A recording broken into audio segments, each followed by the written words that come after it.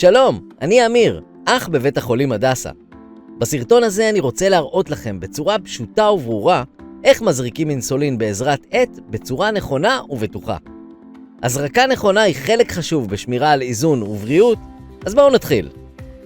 יש סוגים שונים של עטי אינסולין, אבל דרך ההזרקה כמעט זהה בכולם.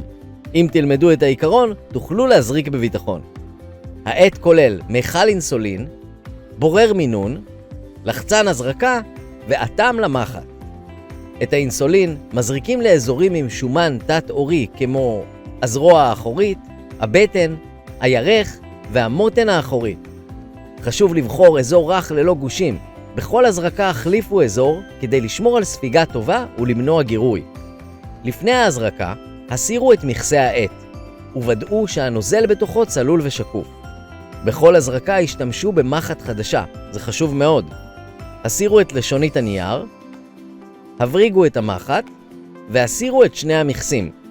את המכסה החיצוני שמרו, אנחנו נצטרך אותו בסוף. בחרו שתי יחידות ולחצו, עד שתראו טיפה בקצה המחט. כך מוודאים שהעט מוכן להזרקה ולא נותרו שאריות אוויר.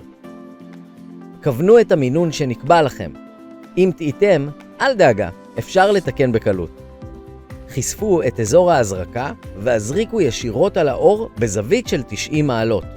לחצו עד שהמונה מגיע ל-0 והמתינו 6 שניות לפני הוצאת המחט. החזירו את המכסה החיצוני, הסירו את המחט והשליכו אותה לפח ייעודי. סגרו את העט היטב. עט חדש יש לשמור בקירור עד לפתיחה. עט פתוח ניתן לשמור בטמפרטורת החדר עד 30 מעלות. חשוב מאוד לסמן את תאריך פתיחת העט. עט פתוח תקף ל-28 ימים. ובימים חמים שמרו אותו בתיק שומר קור. הזרקה נכונה של אינסולין היא פעולה יומיומית, אבל היא עושה הבדל גדול בבריאות שלכם. אם יש לכם שאלות או אי ודאות, פנו לצוות המטפל. אנחנו בהדסה כאן כדי ללוות אתכם בכל שלב.